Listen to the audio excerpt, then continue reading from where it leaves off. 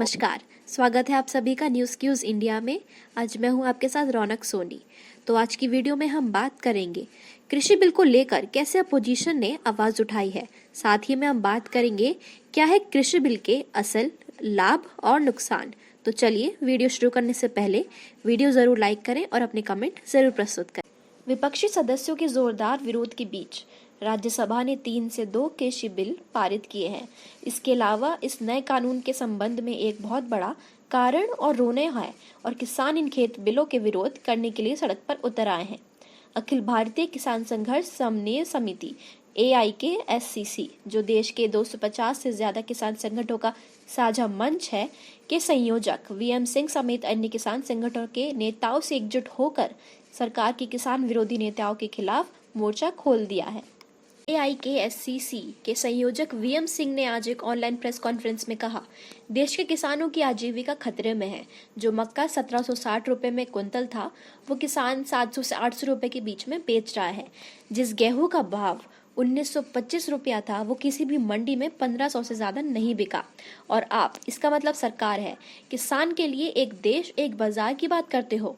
सरकार ने पहले भी हम किसानों को APSCC और MCCP के नाम पर धोखा दिया है।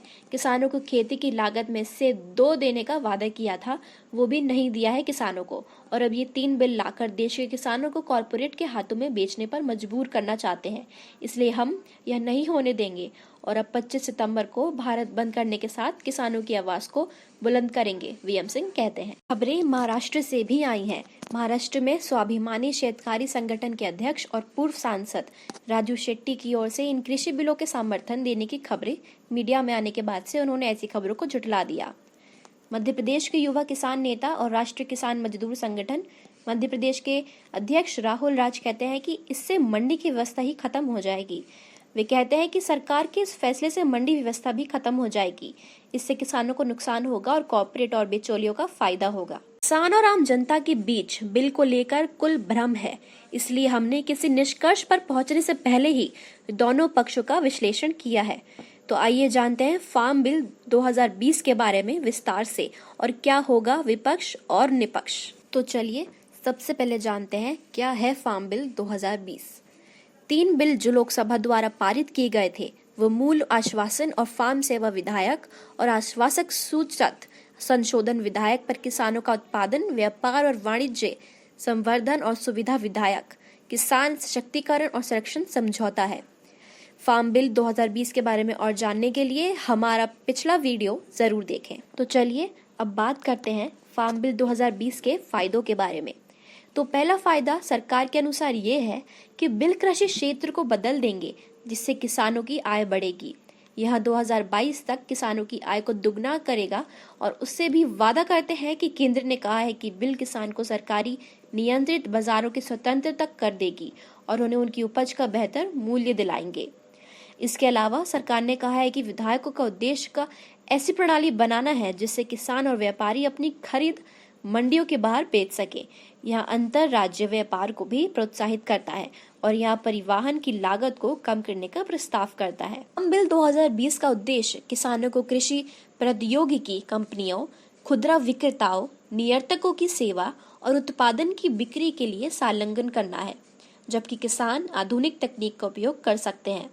इसका उद्देश्य 5 हेक्टेयर से कम भूमि वाले छोटे और सीमांत किसानों को लाभ देना है। विधायक अनाज और दालों जैसी वस्तुओं को भी हटा देगा और आवश्यक वस्तुओं की सूची तैयार करेगा और FDI को आकर्षित करेगा। चलिए अब करते हैं फार्म बिल 2020 के नुकसान का विश्लेषण। किसानों का कहना है कि न्यूनतम समर्थन मूल्य यानी MSP प्राप्त करने को लेकर वे काफी आशंकित हैं। अपनी उपज के लिए और कृषि व्यवसाय और बड़े खुदरा विक्रेताओं के साथ बातचीत में ऊपरी हाथ के बारे में भी चिंतित हैं।